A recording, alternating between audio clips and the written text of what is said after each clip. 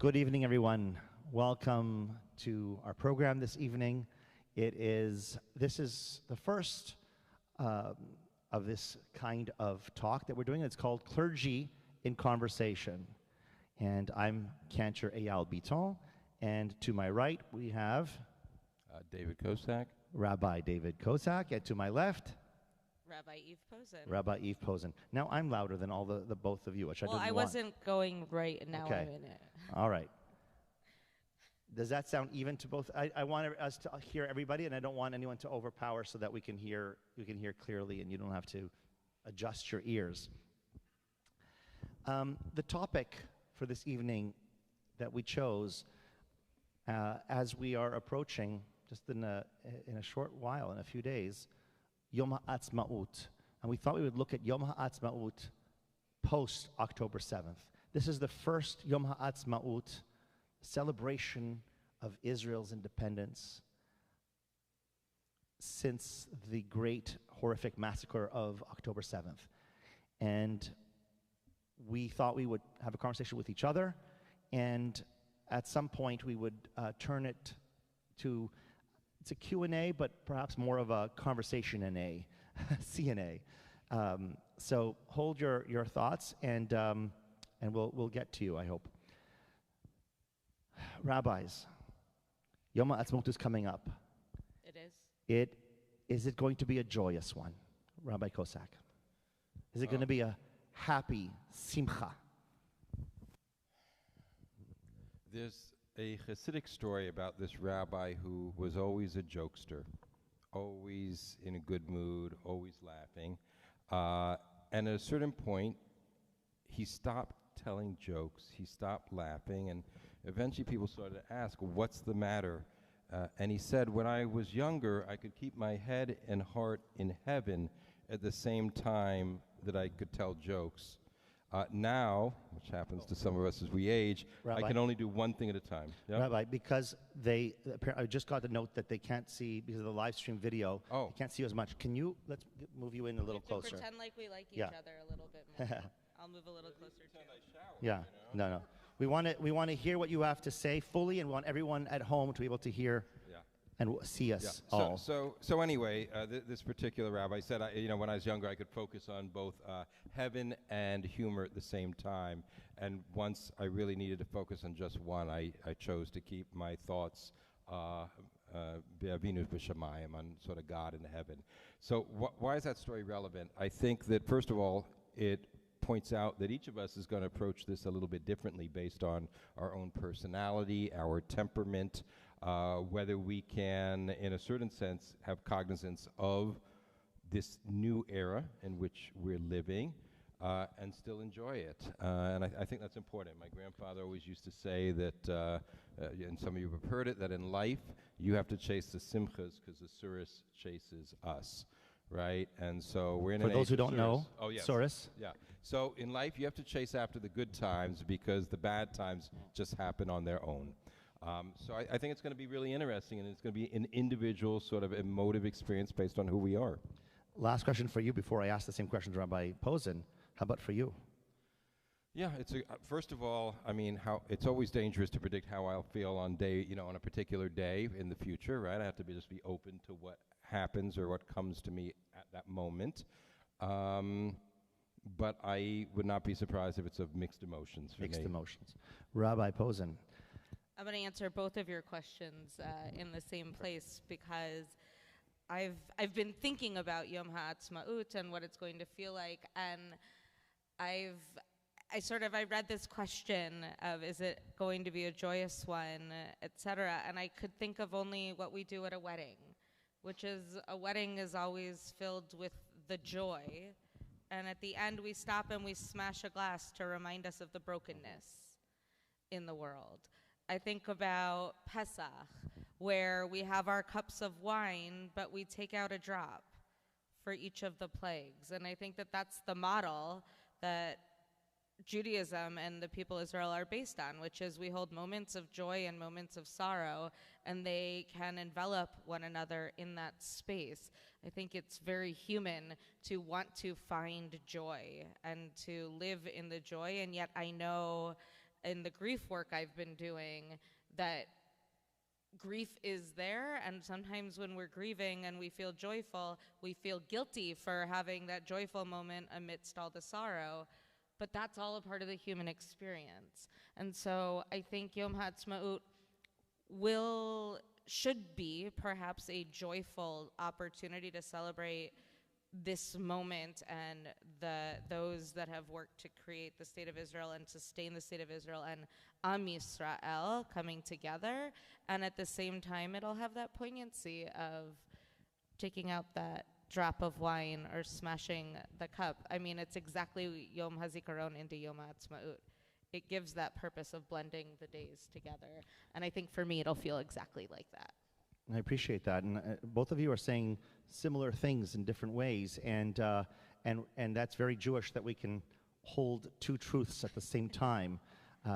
One is not right and one is not wrong. Those are not two truths. These are truths. And I was going to give a similar answer to you in that, the personal story for me is just a few days before my wedding to my first and only wife, Michelle Treasure, was my aunt, my mother's sister, passed away, and she was like a second mom to me. A huge fan of things I did, and we could talk through the late night. And I'd play Scrabble with my mother and my aunt and all that sort of thing. And she was dying for months and months and months and months and months. And she had asked her doctor, "Can I get to my nephew's wedding, even if I'm in on a gurney or something?" She died about 4 or 5 days before my wedding. And it was very painful. It was very, very hard. And I told myself, it didn't take me much to get to that place, but I told myself, there is no way that my aunt would have been the reason to ruin my wedding. She'd want the opposite. Celebrate. There's no question about that in my head. And I chose to celebrate. And there's a corner of me that night that I carried. And I think that's what we're going to do, many of us, on Yom HaAtzmaut. And we'll see. We'll see how we react and how, we're clergy. We have our own emotions and experiences, and we do carry our congregation's experiences, our congregants. I mean, we right? It makes me go back to when we were on the Bima on the morning of Shmini Atzeret, which was October 7th, and I woke up and you had texted, "What are we going to do?" And Simchat Torah began that night, and we sat in this space of right? We sing that. This is the day that God made. We're supposed to be joyful. We have Hallel. We're supposed to be in that space, and yet we were torn in this horrific, and we didn't even yet know the magnitude of what had happened, and yet somehow we got to the 7th Hakafa, which was the only one that we danced at, but we danced.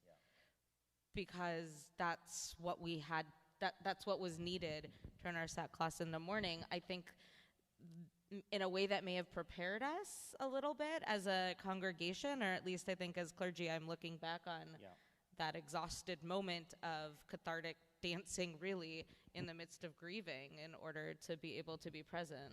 Now, I think that we've already answered my next question, the next topic, but just to be clear, let's touch upon it. We want to carry both the grief and the joy and really be joyous, at least us. And we're not telling you what to do. I think this is, we're reflecting. To be joyous, is there an element, if we are in that moment of joy, are we disrespecting the victims of October 7th? Are we disrespecting the hostages who are being held there right now, right when we are celebrating Yom HaAtzmaut? Rabbi Posen, if you want to take that first. I think we're not disrespecting them. I think that I'm going to start with the hostages because that one's an easier answer for me in that space. They're all wanting to come home. And where is home? It's Israel.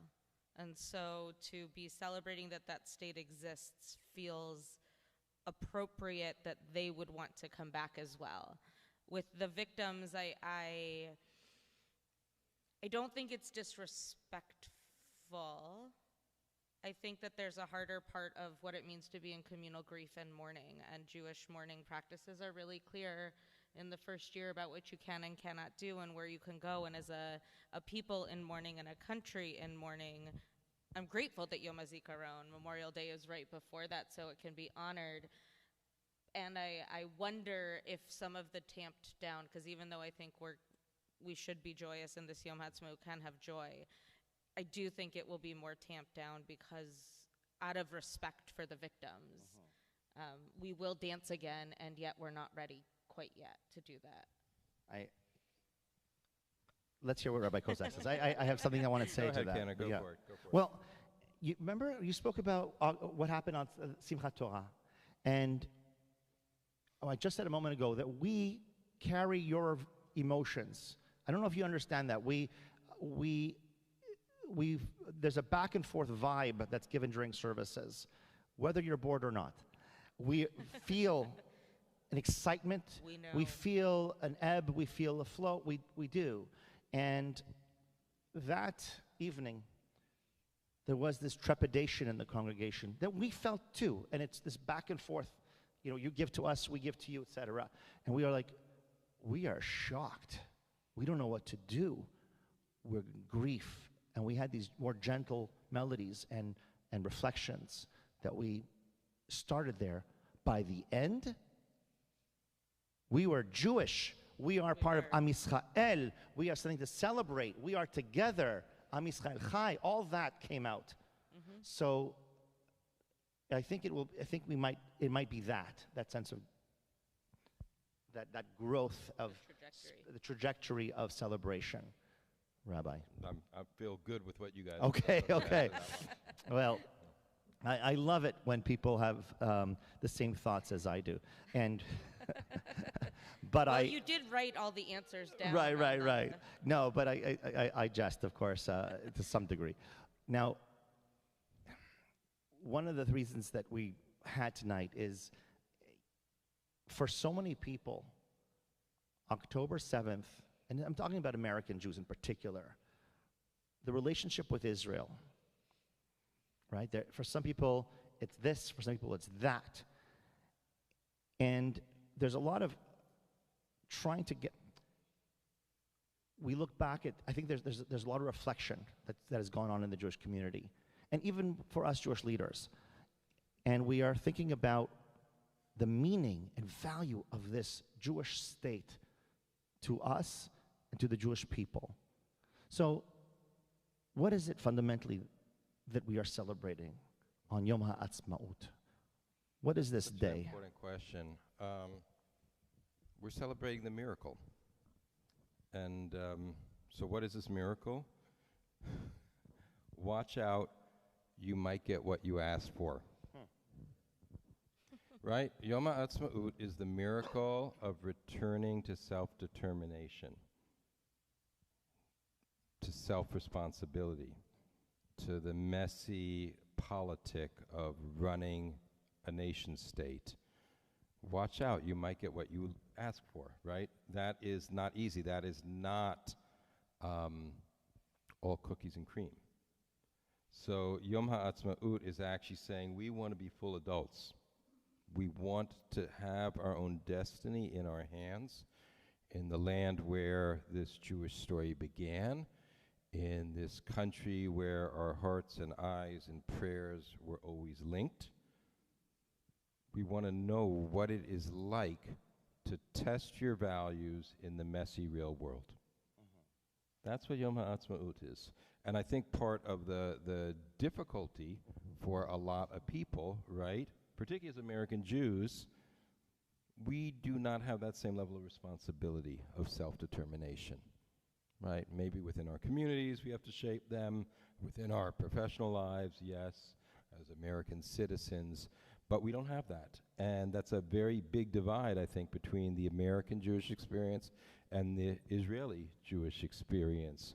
We don't celebrate the miracle in the same way, even though our hearts are there, because ultimately we're not responsible for making sure 7 million people, Jewish, Muslim, Druze, foreign workers, are safe. But that's what independence is. Thank you. Rabbi Posen. I think I agree a lot with what Rabbi Kosak just shared. I'm not sure cookies and cream. Maybe mint chocolate chip. Mint chocolate chip. One of my okay. favorites, particularly as a kid. Now It's a we're great talking. flavor. Now we're talking. Yeah. But I agree in that sense. I'm thinking about the times, what do we tell children? What do we say Yom HaAtzmaut is? It's Israel's birthday, which is not really real. That's not what Yom HaAtzmaut is. It's not a birthday party, because then the modern state of Israel was established on that date, but it's not Israel's birthday. How many New Years do we have as a Jewish people, right? So I think when we're here in America, it's very easy to think about it as only 1948 and beyond, because we're not living there. The history isn't in our faces every day. But being in Israel, I was in Israel for the 50th. It was my first time in Israel. I was living there for 6 months in high school. I got this, it was so much more. It was the first time that I realized that it's not a birthday party, that it's not it's much more than the 4th of July, because it was this pride in being these people, and the work that went into being this people, and the history of the land is celebrated in that kind of a way. And so I think it's you get what you asked for, yay-ish. In addition to being in Israel, it has so much more than it does as an American Jew, in the way that we sort of have taught it for all these years. And to me, it is those things. And I want to go back to the tikva of it, the hope of it,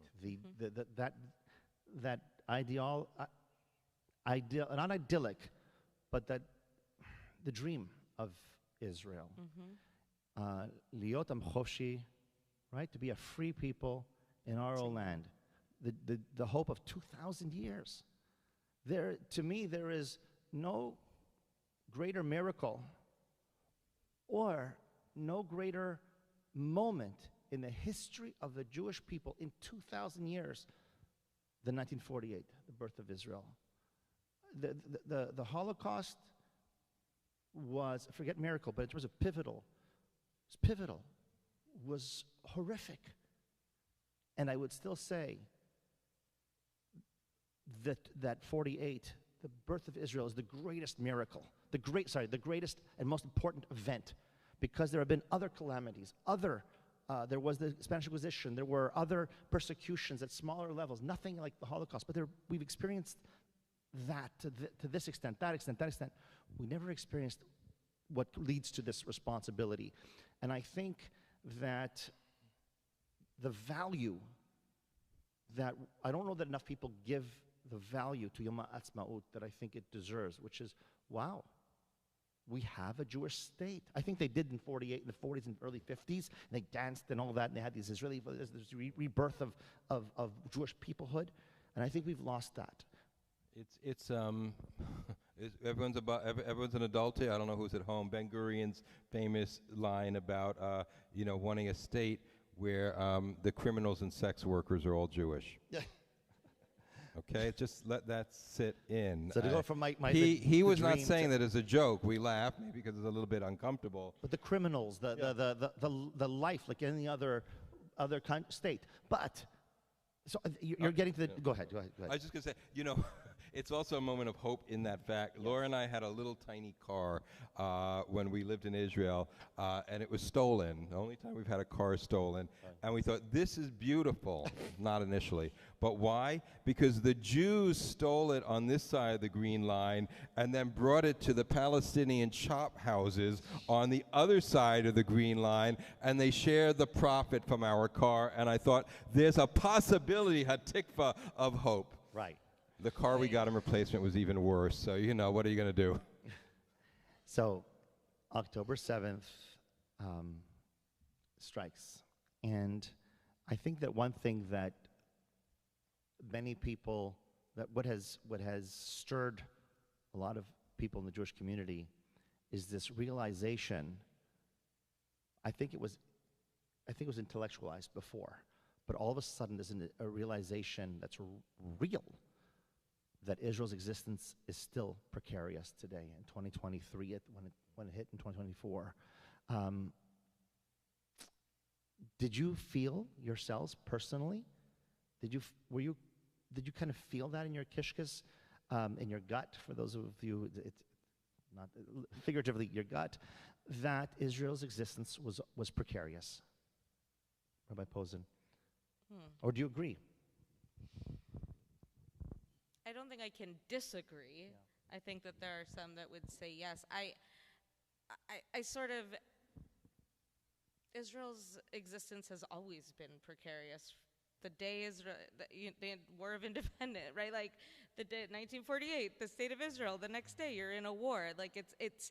I think that for me, it's more about were we ever able to get comfortable in the confidence in a Jewish state, and I don't have I feel like it's always been precarious, and since October 7th, it's less about the state of Israel or Israel's existence as it is about where Jews are going to be in our world, I think. To sort of answer, that's for me, that's where the question lies, is that we were always able to, the Jewish diaspora, I think, is more precarious in this moment, perhaps than with anti-Semitism than the actual state of Israel. Yeah, you bring up an amazing point, and Israel's existence is still precarious, I would argue. Yeah. But I think that whereas they can defend themselves and land on their feet one day, and I think they will. What we have seen here, how do you turn that page, right? We live among these people. Your kids who are on campus live with these people who have told them you're not welcome here. That doesn't change day one after the war. But Rabbi Kosak, your reflections. Yeah. I mean, so what? On a feeling level, yes and no, right? I mean, just growing up, particularly at an era when the American Jewish community had such pride in Israel, and I had a little blue and white kibbutz hat, and the song I remember, at my little synagogue my big synagogue growing up, was "We're going to Israel, beautiful Israel. We're going to Israel, where we say shalom," and it goes on. Wow, I don't know. It's about the whole word. I don't know that one. It's a childhood song that no one else. So I don't know whether it's unique to my childhood congregation or not. So there was always this, the mythos of it from age, the reality of it. I learned to drive a stick shift on a John Deere tractor with 600 eggs on the back of Kibbutz Ramat HaShofet. Wow. Those are tangible. They're real. They're meaty. They just are.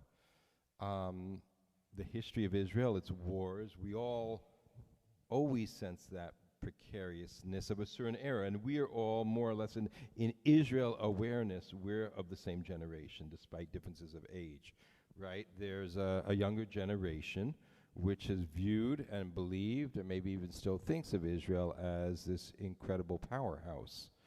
And many of us even took pride in that fact, and yet anyone who knows history knows that no country actually is secure, right? Every country has an expiration date, right? Just because we've come back, we had the first Commonwealth, we had the second Commonwealth. Please, there should be no fourth Commonwealth, right? This third should be the last. But history doesn't always work that way. So there's that level of danger in it. There's also, we had our Scholar in Residence program, and they were talking about, Israel's relative advantage is its technical skills and students and the work that it does in that area. But it's pretty hard to pick out any small country in today's world that can feel secure. I mean, Switzerland, okay, those mountains still help it. But I mean, Israel is not a superpower and cannot be a superpower because of its size. It simply doesn't exist in the world. You need vast land, resources, human resources, buffers of all those sorts. And, the age of, Portugal taking over the world, I think, are far behind us. Who are the global powers today? America, China, Russia, all very large countries. Yeah. I want to jump to the two points down for a moment because it's very connected to my question about existential threats. I think that, I've heard, I think we all have, about how October 7th shocked Israel because there was this, I think there's an intellectual in Israel and among us, an intellectual understanding that Israel faces an existential threat. And at the same time, no way. Israel is the strongest country in the Middle East. It can take on, I feel like a kid in grade 2. My father can beat up your, but I never thought my dad could beat no. up anyone else's dad. The idea that even big European countries, Israel is no slouch compared to so many countries on the world stage in so many ways. No way. Sure, they're going to try this and try that, but fundamentally, Israel has. What's that word? Not jump the shark. They've gone beyond a certain level that existential threat, the desire to destroy Israel is always there within Israel's enemies. But the actual real threat, I think many people thought we're beyond those days. I might be wrong, but that's my sense. I think you're right, and simultaneously it confuses.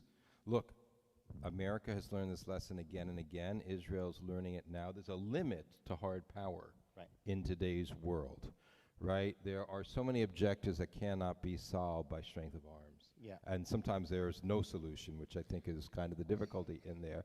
And if you can't solve it, then crises like this, it doesn't matter whether or not Israel is stronger than Iran or not. I think it really, that on a technical level depends on the sort of warfare. Yeah. There are ways in which Iran would wipe Israel off the map by just sheer number of soldiers. As we saw, we're talking about air, missiles and whatnot. Israel clearly has a strategic edge. So there are a lot of different forms of fragility. Yeah. And I think that's what we're seeing also. And I think about this a lot, the difference between the modern state of Israel and the land of Israel. And we're talking about Yom HaAtzmaut as it relates to the modern state of Israel. I think for a long, there's that piece that of course Israel's going to be there because it's got the temple and the Dome of the Rock and all these holy sites that Israel fundamentally has to exist so that these sites will exist. And it's a flip in the mind in the moment, I think, to move beyond the safety of the actual land of Israel as a space that will always exist as Israel to the modern state, which is very precarious in that situation in this moment as it exists in this day. And part of that is, I think, because we recognize that this land is so fraught with other people that have claims to it or connections to it, that what it looks like may be changing. And whenever something starts to change, change is the thing that we all hate the most, really. Change is so hard. Whenever there's any kind of change that happens, that's when everyone tenses up and all of our warfare comes out because it's fight or flight happens. And as we think about this place where we are now, the different threats come in and the different nature of the state show up. And what that looks like, I think, is where we're at. We're on a precipice. And for me, I've always, since October 7th, the precariousness of Israel's survival, that existential threat has been crystallized in the sense that, okay, Hamas can't in and of itself destroy Israel. Hamas, Hezbollah, the Iraqi factions, Houthis, ISIS. Iran together, maybe they can't either. Maybe they can. But when you also factor in, what if the political picture in the U.S. were different? And some of us, are worried as things have, the position of the government has wavered in different ways since October 7th in terms of, standing right with Israel, not standing with Israel in certain ways. Like, what if on October 7th, the government didn't look like the government there, but was led by the next generation, the students that we see on campuses, the students who believe that it is a moral right, a moral imperative for Israel to not exist. These are lawyers, some of them, right? Which students? The loud students? Yeah.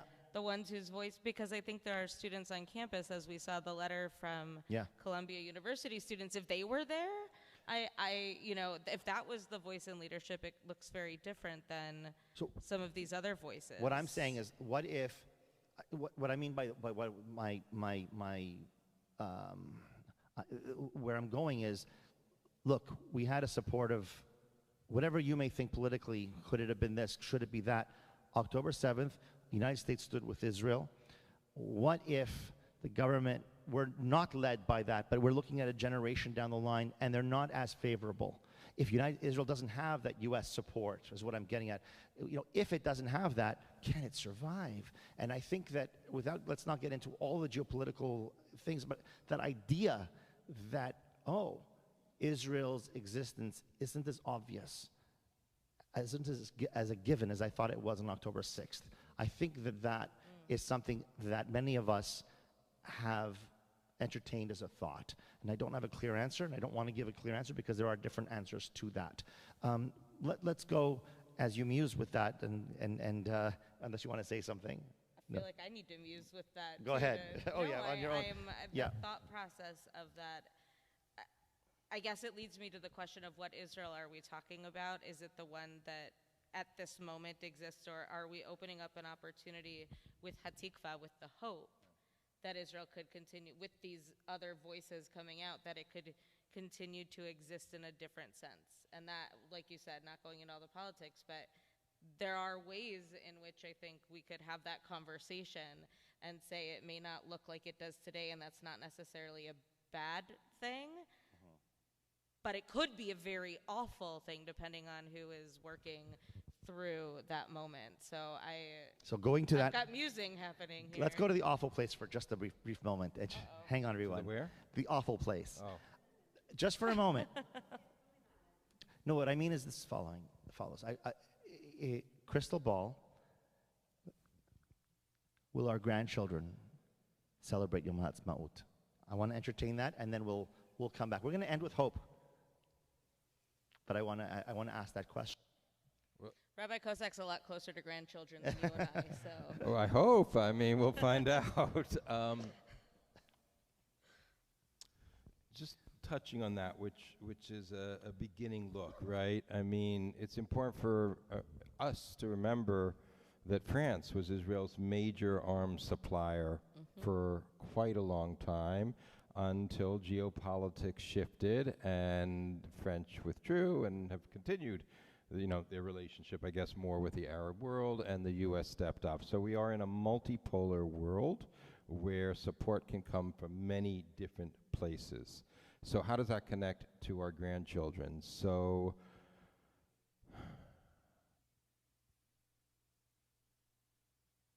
I sometimes like to talk about this study they did in economics as to whether financial pundits predicted market forces better than the average person.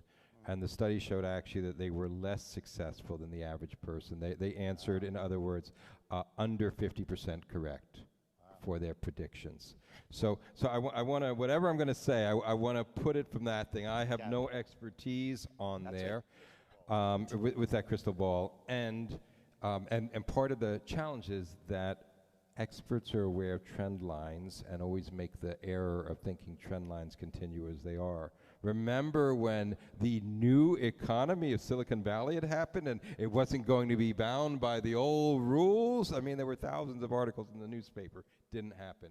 So on the one hand, right, we are aware that there's a younger generation of American Jews for whom Israel security was never in question, and who've been brought up on what, I'm going to get myself in trouble here, bumper sticker tikkun olam, by which I mean beautiful sounding morality that lacks a certain rigor of analysis that the Jewish tradition offers.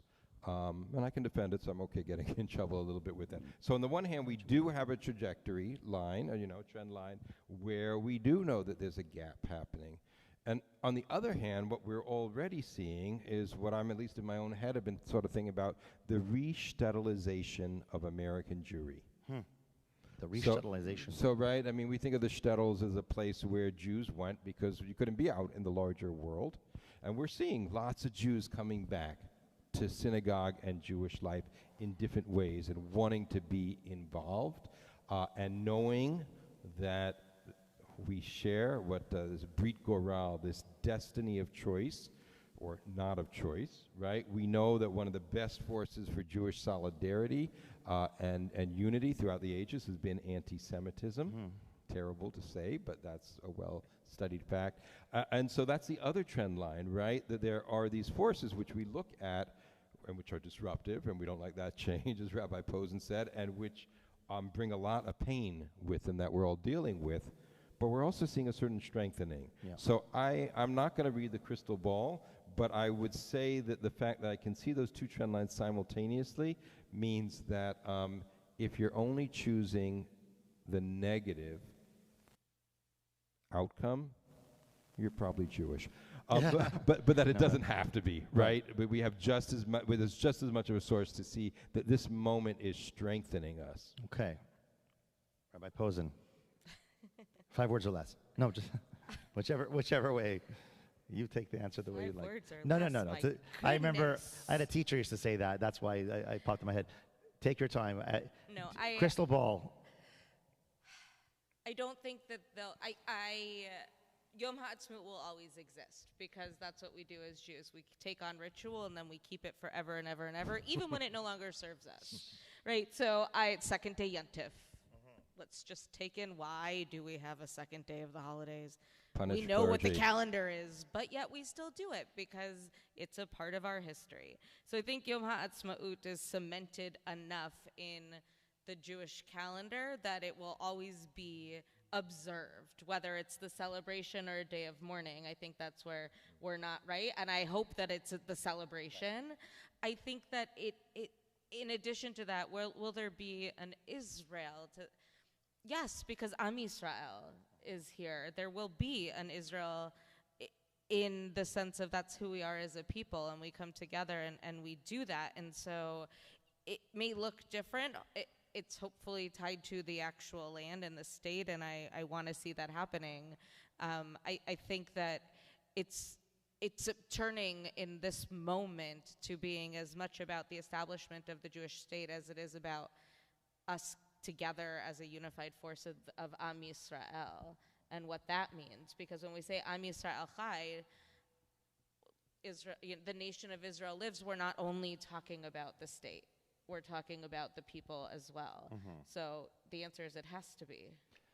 Okay. Because I can't go to another alternative. Right. And my answer about the crystal ball, will my grandchildren, God willing, let's see if my children who are 4 and 7 meet a good person and have a good, will they celebrate Yom HaAtzmaut and will Israel exist? My answer is a firm yes, 100% yes, many times over yes. Because of that sort of, there is no choice, and the unity and the hope and atikva, and Israel's very capable. Israel's fighting tooth and nail. Israel has proved over and over again that it can and it will. Ein li eretz acheret. I have no other land. And keep in mind, unlike Jews in the diaspora historically, whose survival and existence was only by grace of the king or ruler of the land, whether they chose to protect them or not, that was it. If you don't have that, you're gone. Unlike that, whatever we might think about certain elements in Congress or in, your whatever city or state you're in, across the states or wherever in Europe, etc., there are people who are not Jews, who are allies of the Jewish people and the state of Israel. It's very different. Even though we are worried at times, very different times. And I think those elements, plus to touch upon geopolitical things for just a moment, I have great, great, great hope about the Gulf states and the possibility of peace in the Arab world with Israel. The Arab street is not on fire right now. The West is. The Arab street is not.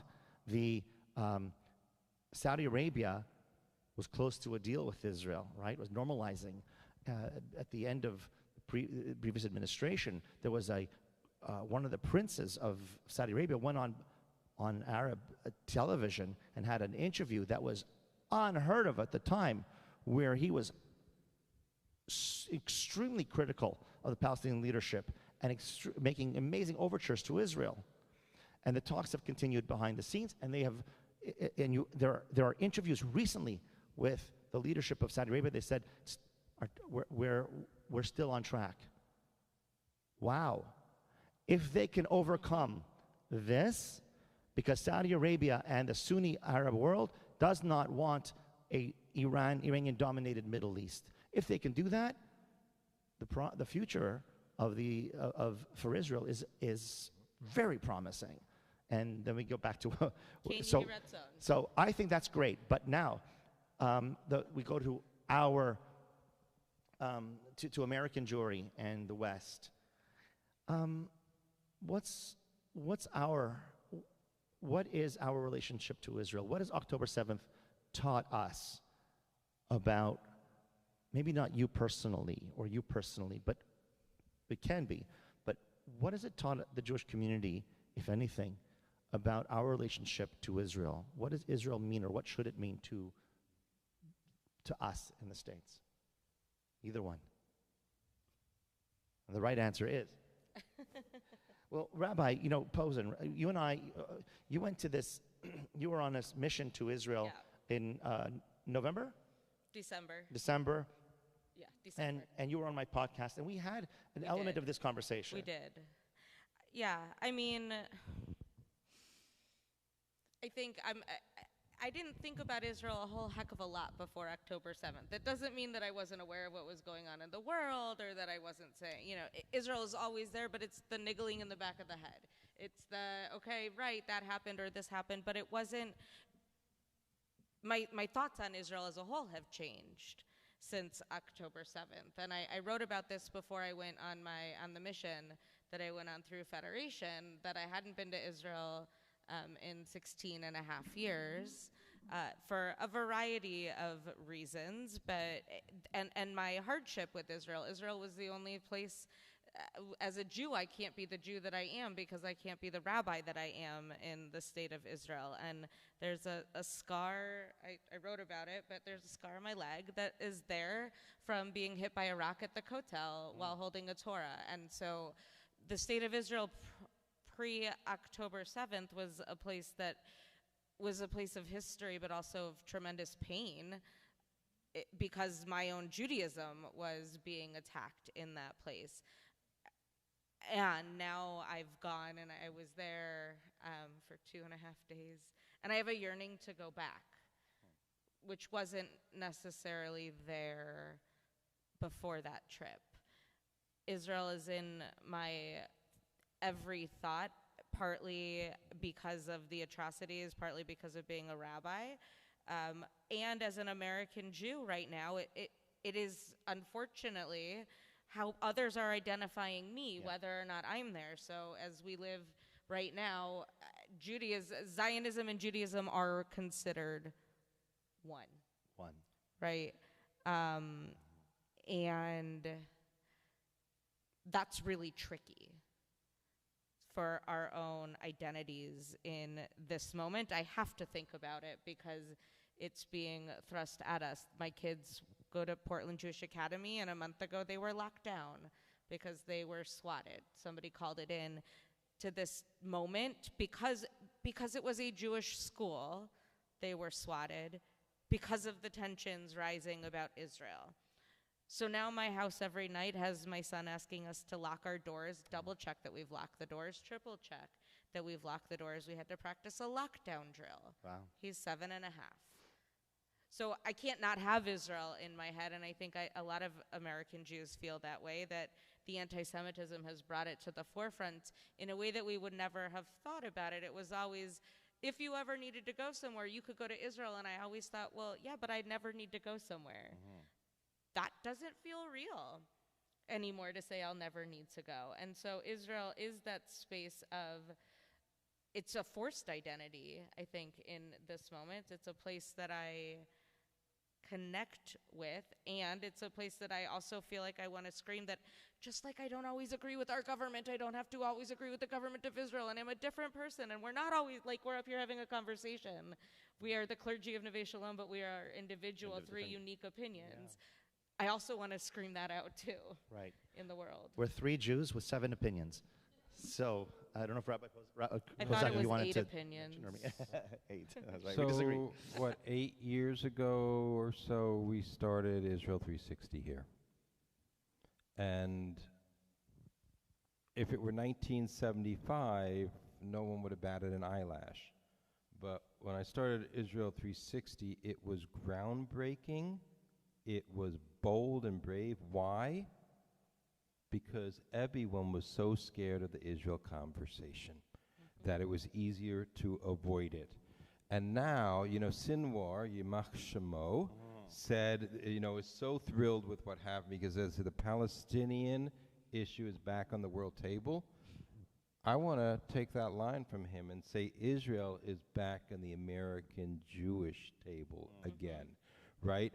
Everyone, I sent out a letter, still trying to do it, to have like an Israel summit with different communities because there was so much programming now. I didn't want to control, for who's going to listen to me, control what other places and institutions were doing. I wanted to just sort of bring the leadership together to see, can we have a conversation about how we do this so that we don't duplicate things? 8 years ago, 6 years ago, 2 years ago, 1 year ago, that was not a reality. And so we're living through the pain of this, but that's a positive statement, right? We sometimes look at polarized discussions in society and we feel like everything's broken, or is that actually the sign of a healthy democracy? That's a much more complicated story. So the fact that we're talking about Israel everywhere, from the far left JVP to the far right and everyone in between, is actually a sign of strength. Doesn't feel like it because it's messy and painful and because we disagree because of all those different opinions, but there's a way of saying we are awake now, we are paying attention, and that is a source of power. I think that, I'm a Canadian. My father came from Morocco. My mother from German Holocaust survivors moved from England. So Canada was their first home.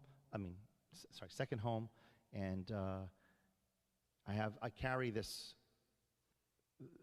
history with me. And till I was 8, I lived in the Congo and Zaire. And I was outside in looking, perspective in the States. And this relationship with Israel, I feel, is more unique to the States, where it's much more in question, historic, like in last several decades and what have you. Whereas I think much of the rest of the Jewish world, not black and white. There are certainly elements in Canada, elements in England, etc. But overall, there's a Israel is our homeland idea everywhere else, and here much less of that I found. And I think that October 7th, not with everybody, but with many, made them go, oh, I see it's about wiping Israel off the map. If they do that, there is no Jewish homeland. Oh, what does that mean for me? Oh, that is my homeland. I think that happened for a lot of people.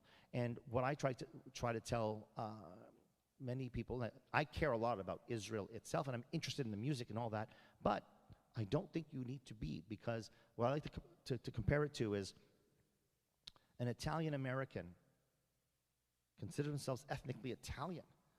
No one goes up to them and says, what do you think of the president? A little right wing, a little, I don't know. What do you think of their treatment of the migrants, Libyans?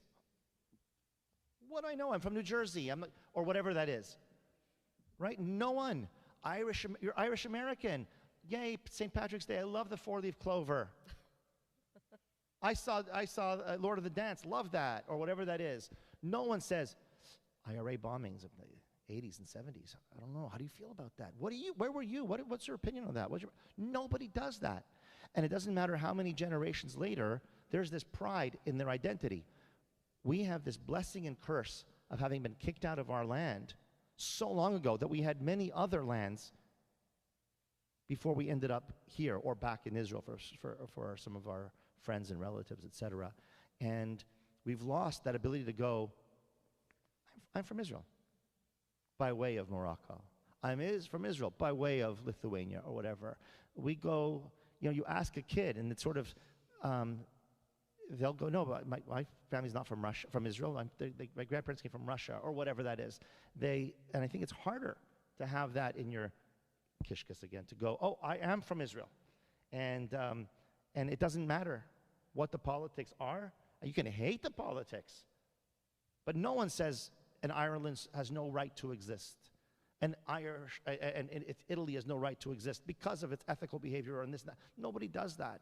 And I think that has stirred a lot in many Jews. Not every Jew, but in many Jews. Before October 7th, I don't think that I said more. I've said it now. Israel is the land, Abraham, Isaac, and Jacob. Those are my Sarah, Rebecca, Rachel, and Leah. That's where my story begins as a human being, as a person, as a Jew. That is where my story begins. If I take the Torah as the foundational story of my religion, which is my identity and my peoplehood, that is where it begins. And so it is a part, but it's the land, and it doesn't necessarily, Abraham, the first thing he says in the Torah is a lie. How come no one holds that against him, right? What is it?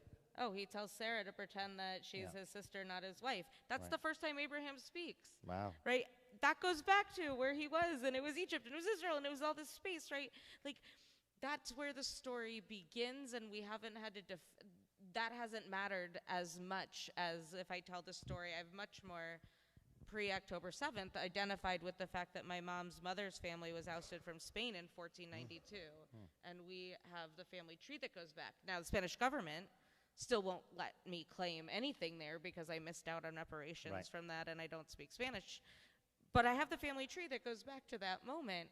I felt much more connected to that than I did to Israel as my origin story. And at post-October 7th, it feels much more present in my Jewish narrative to have that piece. Yeah, and I've heard this from quite a few people as well. I think now's a good time to ask if you have questions or comment of to throw something at us conversation-wise. Thank you. I was about to say, don't throw anything at us. And then, does anyone have a question or a comment? No tomatoes. Do you want to speak it? It's kind of tricky. Here.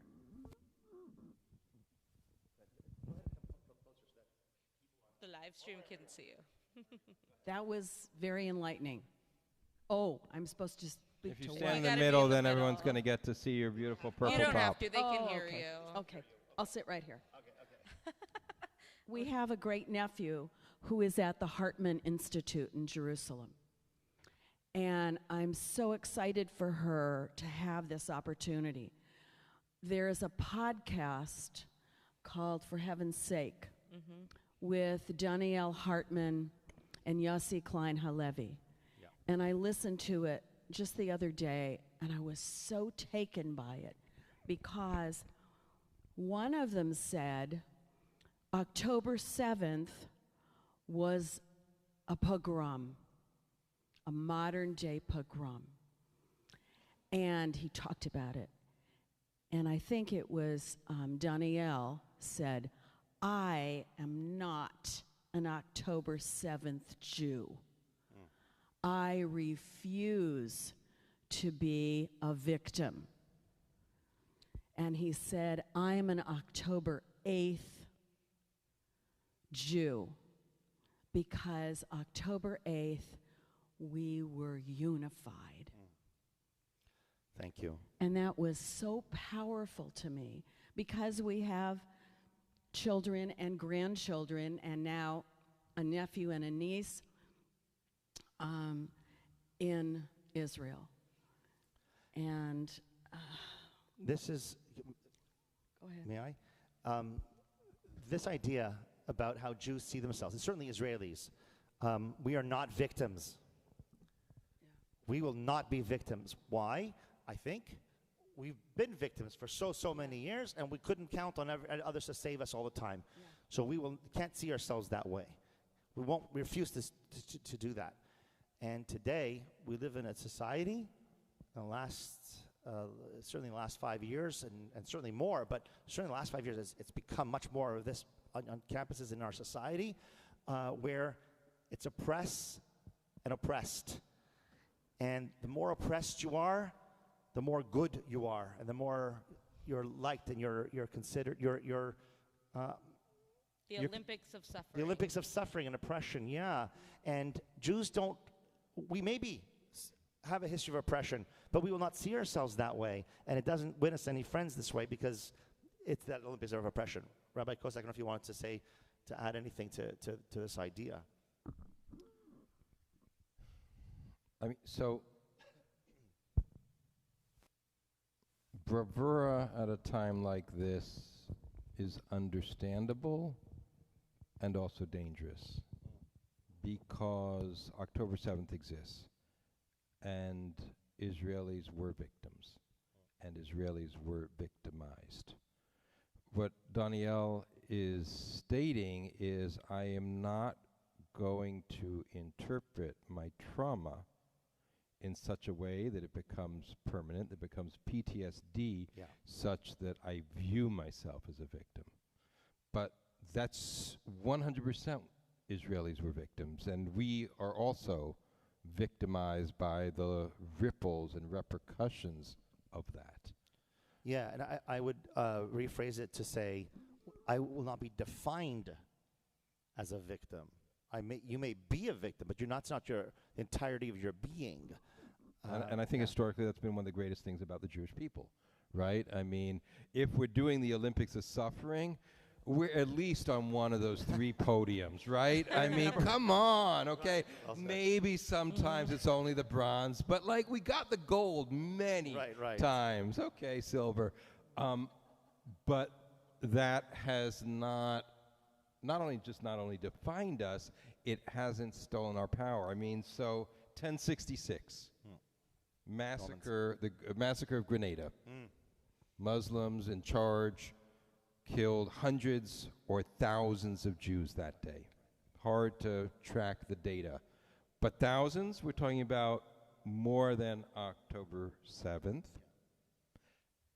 with fewer Jews on the planet.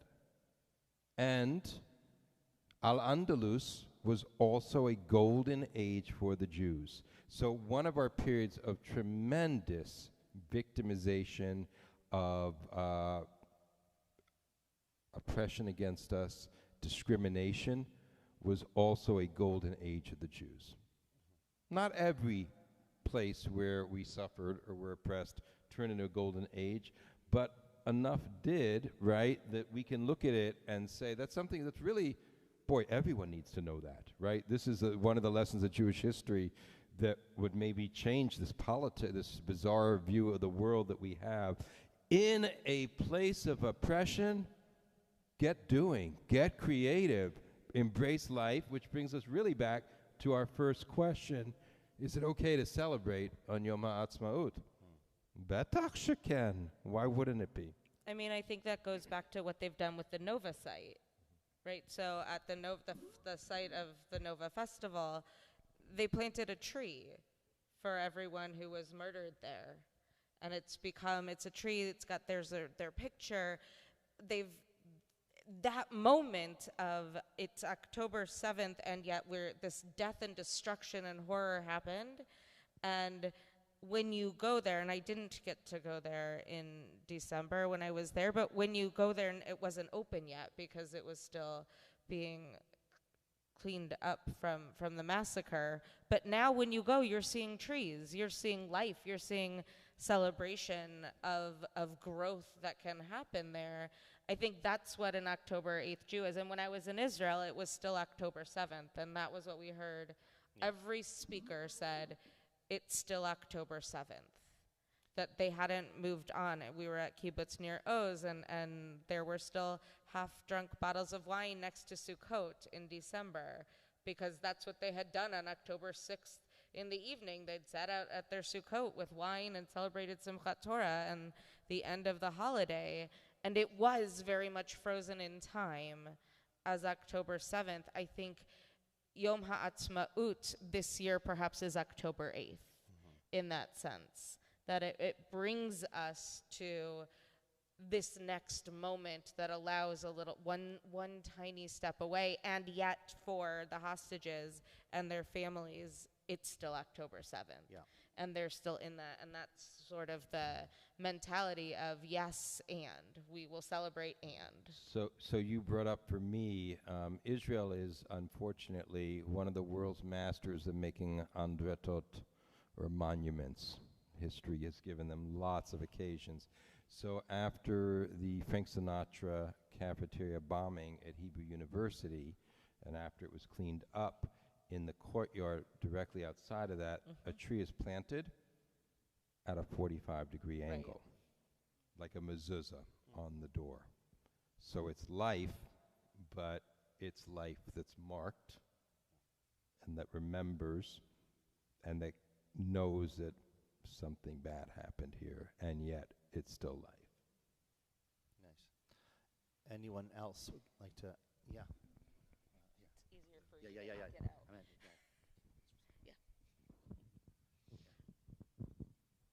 Thank you. Thank you for all your comments. One of the questions that was brought up was, what have we learned from October 7th? And before I try to give my answer, I want to share that I see a lot of parallels between October 7th and the Yom Kippur War. We were surprised. We were attacked. We lost a lot of people, more than 3,000 people on October 7th. Soldiers, but yet Israelis. But one of the things that I think caused the October War, the Yom Kippur War, and October 7th was the ignoring the arrogance of Israeli governments. And on October, the Yom Kippur War, we spent since 1967 arguing whether we should return the territories and what we're going to do. And we didn't understand that these people are attached to their land. And I think that October 7th also came as a result of a lot of arrogance. And sadly, I think I can point my finger to somebody specific, and that is Netanyahu. So that's the comment that I want to say. But I believe we are going to be celebrating for generations Yom HaAtzmaut. Another point that has been raised here is that we cannot solve the problem with arms. Let me take it from the other side. If the Israeli army were not to exist today, Israel wouldn't exist either. We need a very strong Israeli army. It is a defense force. I hope we don't need to use it very often, but as such, but it's there to defend Israel. And after 73, there came peace with Egypt and with Jordan. I believe after all this quiets down, we are also going to see some solution. I hope that's what happens. Thank you. Can you hear it, son? You mentioned, well, a few things. I want to say that Haviv Retigur, who can be heard quite a bit on various podcasts, He works for the Times of Israel, and he has said that for Israel to make peace with the Sunni Arab world, with countries like Saudi Arabia, they need to win big. That army, that defense force, it needs to get the job done. Israel, they need to be the Arab world that wants to make peace with Israel, wants to know that they are betting on the right horse in the Middle East. So, you know, you did that dance yourself where you said it's, you know, not through the military, but you need a strong military. So I think that they need a very, very strong military. They do need to win, you know, it's not by being dovish and doing nothing and just waiting for good intentions they're going to get further. But I do appreciate what you said, and I do appreciate the, you know, that you echo, I think, the ultimate sentiment that we will be able to celebrate Yom Ha'atzmaut for generations to come, and I think that's a very hopeful message that I agree with. Going back for a moment, well, go ahead, pass it to Dana. Something we were talking about October 7th and all that. I wanted to add one thing before about that, which is I'm angry at what we've seen since October 7th with all the anti-Israel campaign across the world for obvious reasons, the reasons you know, but also we have not been given the time to grieve. We have not been given the time to process what we saw on October 7th, right? We talked about it a little bit, but we're busy, put on our heels, dealing with this attack and this accusation and that accusation, over here and over there, and protecting our children and protecting our homes and our synagogues, etc., that we didn't have a chance to go, wow, let's look at what happened there. And you know, I as soon as that happened, I was like, Yad Vashem, the Holocaust Museum in Washington, they're going to need to add a wing to talk about what this was. We haven't had a chance to get into that mindset, and not to live in victimhood, but to understand it so we can move on. I think just in that the people, there's no way anybody processes, whether it's us as Jews, Israelis, even the people that are spewing anti-Israel hate didn't have a chance to, there's no way they processed really fully the magnitude of what happened in that's not how humans work, right? That's not how our brains allow us to. And I think that that's part of some of the bigger issues that we see in what's happening on college campuses is almost like the tantrum. I was in a grief group I was co-facilitating today, we talked about the power of a tantrum. You want to yell it, you want to say it, it's not rational, you just have to get it all out because it's all the thoughts in your head, and once you do that, you're exhausted, you take a good nap, and you can come back into the world. It almost feels like this is the tantrum of not being able to understand it, not having wanting to be able to say something and do something, so they picked a spot, and it's a scary tantrum, it's a violent tantrum, but there's no way that anybody really truly has processed what happened on October 7th, given how quickly everyone jumped to sides and reaction. Dana, if you come a little closer and share your thoughts. I've got so many thoughts, I don't know which one to go with. Because let me do this first. When October 7th first happened, my reaction was that the Palestinians had so much rage, and it was because of what was going on politically with how they were being treated. And if we had a way, I don't know, in hindsight, yes, great, but how do we go forward? Because we've created so many new young Hamas people because of how things have been handled. How do we get past that and find a way to work with somebody who's reasonable? And where do we go with going forward in the future? Well, I have. Do you have your crystal ball? No, I think that I have a lot to say about what you said, but I don't want to get into all of it. I think that I want to pick the hopeful part of where you ended, which is that hopeful idea of tomorrow. How do we move forward? I don't know, but I do know that the message of, hey guys, whatever you're feeling, October 7th is not the right answer. We will not accept that. Our people have been through a whole lot. No one would tolerate that kind of behavior in response. No one would say, you know what? We did that Holocaust thing to you. We understand. Come into our homes and do those things to us. No, the world would say no. The world would say no to Iraq, to Jews responding to the Farhud, which was a real pogrom. No one would go, you know what, we've treated you as second-class citizens in the Arab world for centuries and centuries and centuries. You know, we don't approve, but, well, it would not be accepted. So the message of October 7th is not the right way, is an important one. And I think that many, many, many Israelis and Jews outside of Israel are very,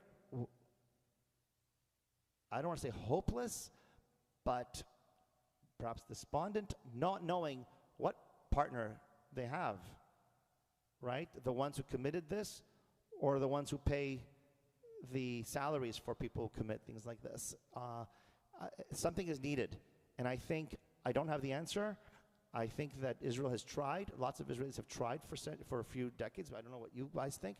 And I think that way of support from the Arab world that helps the Palestinians, whether it comes from the UAE and Saudi Arabia and other countries like that, is going to be part of that answer. But it's not tomorrow. I don't know if you want to add more, but I think we'll take two more comments, or okay, those are the three, and then we'll call it an evening. Rabbi Kosek, did you want to say something to that? Okay. Let's let someone else speak. So go ahead, Marnie. Marnie, and Thank you. Something you said reminded me of. If you can We move were- just a little bit, because they are Center. a You little gotta bit come to the closer. center. So I will in cut between off. where Feel we comfortable are with that. is this. if you feel comfortable with that. There you go. So Might be we too were low. talking about victimhood just a few minutes ago, and it kind of reminded me about October 8th when I think on the podcast he said, we all came together. So it makes me think about resilience, almost like, not that we needed it, but October 7th felt like a wake-up call, and it's been a continuous wake-up call. Who am I? Who's around me? Who's my ally? Who's going to help me? And it's forced a lot of people to become resilient, including, Israel, because we have to wait for permission or help or whatever in order to make moves. And it's the Jewish community, the diaspora has had to come together, and it's, there's a strength that has come out of it. And it feels like there was sort of a weakening or a separation away from my history or religion or whatever, and then now it's like back in full force. Now I understand why I was being, pushed to marry a Jew and pushed, to do all these things. Now I understand, 50 years later. But it brings up resilience, which I think is so necessary in so many ways. And so, maybe that's connected to hope. I don't know. Yeah. Thank you, Marnie. Yeah. Do you want to pass the microphone over here? Oh, do you want Uh, to? yeah, Rabbi I Kozak just, will just hold on to it for a moment, and let Rabbi Kozak Yeah, address I appreciate that. money.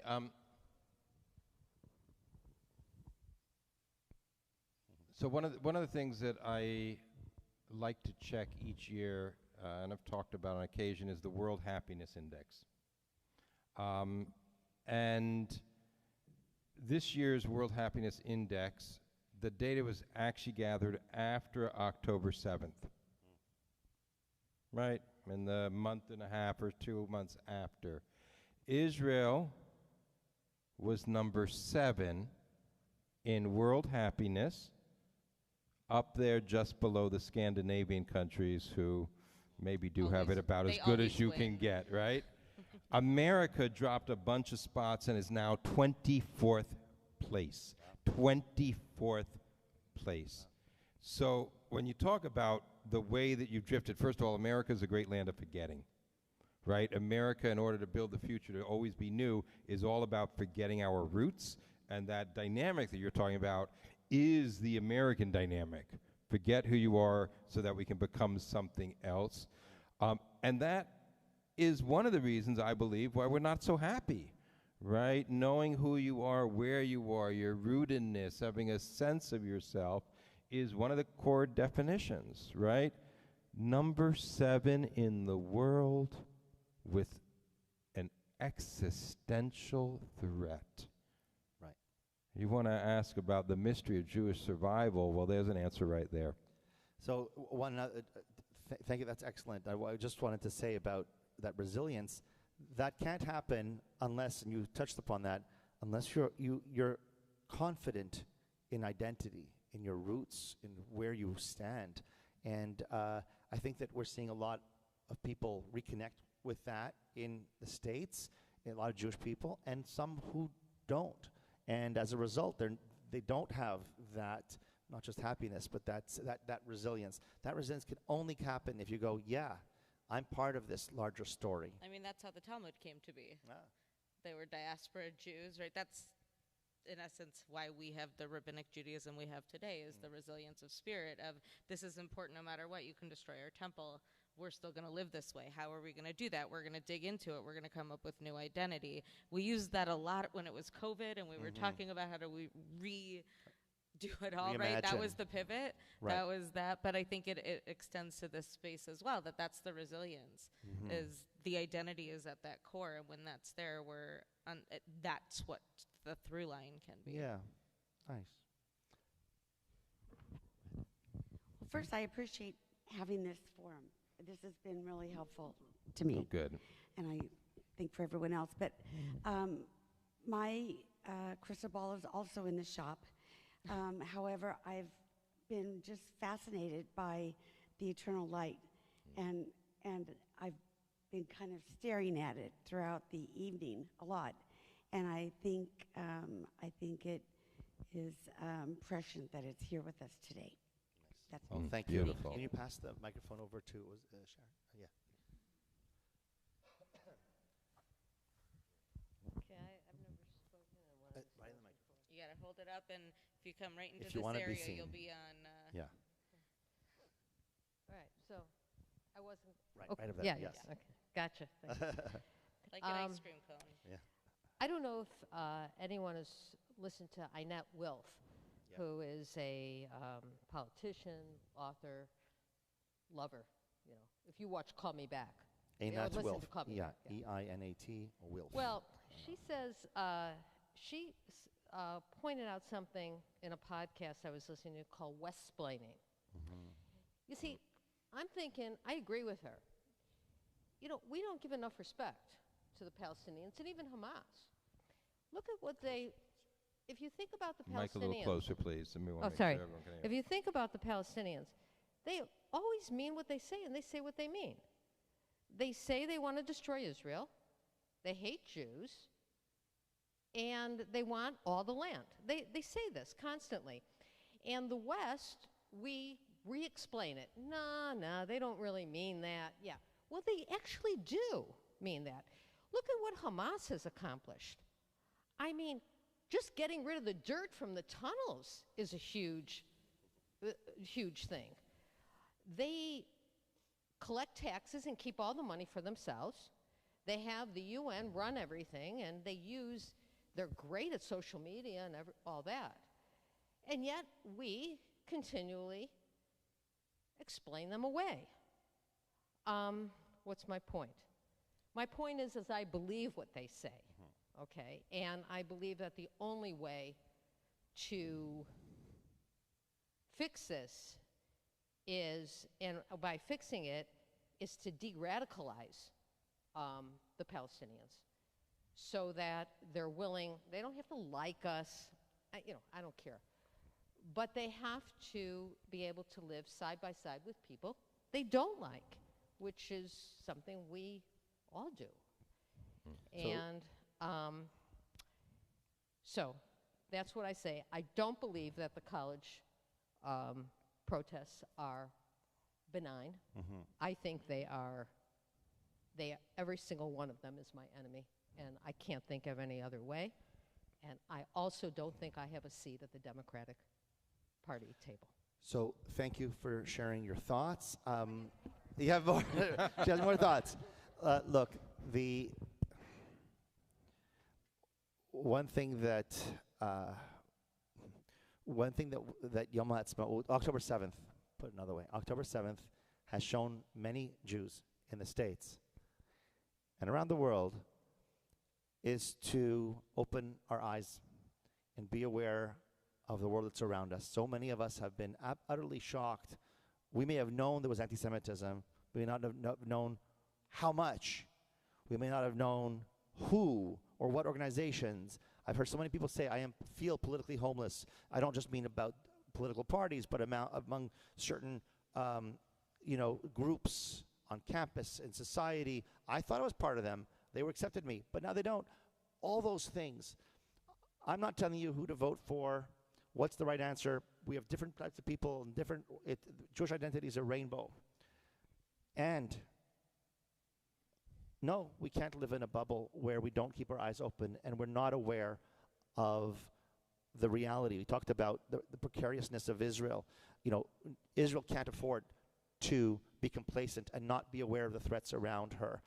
We can't be complacent and not be aware of what society thinks of Jewish people, where our standing is. And we must battle for a seat at the table and to be seen. And I think that the Jewish community, by and large, in the States, not that we've succeeded and everything's over, but we're not nothing. We're not running away. There are a lot of Jews, a lot of people who have whatever influence they have that they're using to say, we are part of the society at different levels, whether they're students at Columbia University, whether they're lawyers, whether they're business people who are using their money to, or philanthropists, what have you.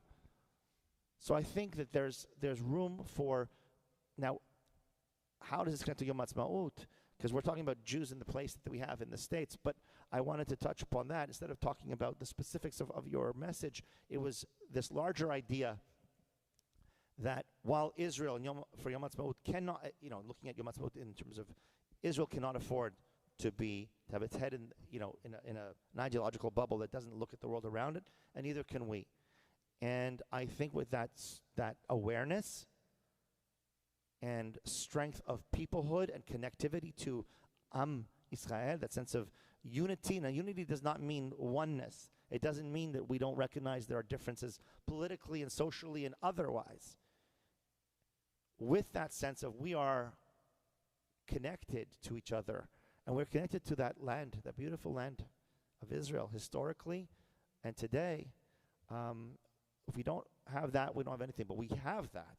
And with that, we can proceed, and we can look at Yom HaAtzmaut and go, what? You know what? We're going to celebrate this.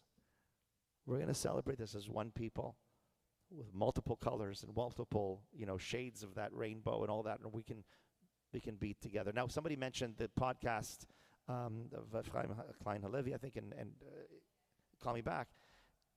We've had a little bit of a podcast moment here, and that dynamic that Danielle and that they have.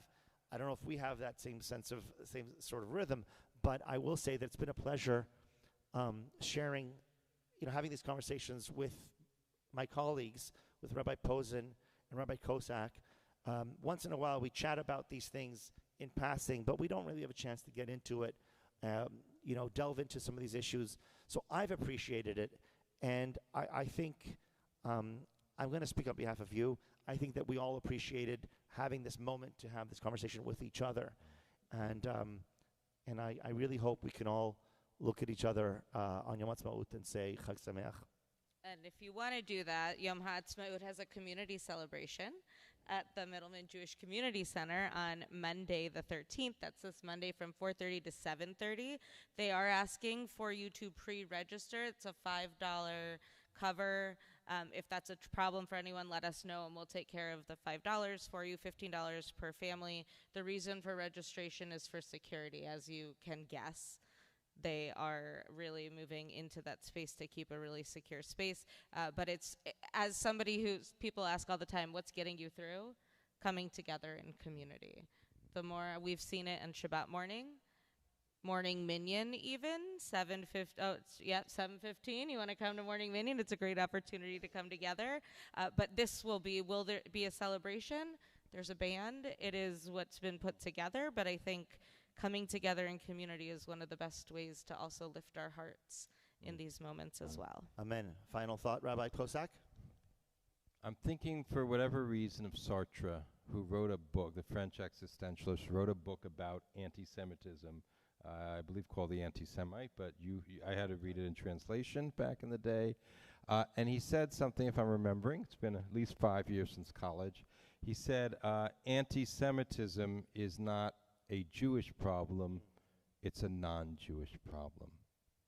By which he meant that it was a virus that infected the non-Jew. He didn't use the word virus, and was a statement of who they were. We know that we have always been the canary in the coal mine of history. And we know that when anti-Semitism comes up, that there is a global rot. And it's exactly at those moments that the world needs us even more. So why do we celebrate Yom HaAtzmaut? It's because anti-Semitism doesn't belong to us. It's theirs. And it is exactly at this moment that our values and our commitment to pluralism, to a multivocal discussion that is the basis and fundamental of trust in a society, they need us now. And yes, we're focused on our own survival, but when we realize that there is a larger Jewish mission at this moment to remind people of how to be in the world, that's the greatest celebration there can be. So let's dance and eat and rise up and remember that what we're looking at is the pain of the world, and that even now, when so many are turned against us, that we can be the source of healing for them. Amen. Amen. Thank you all for coming.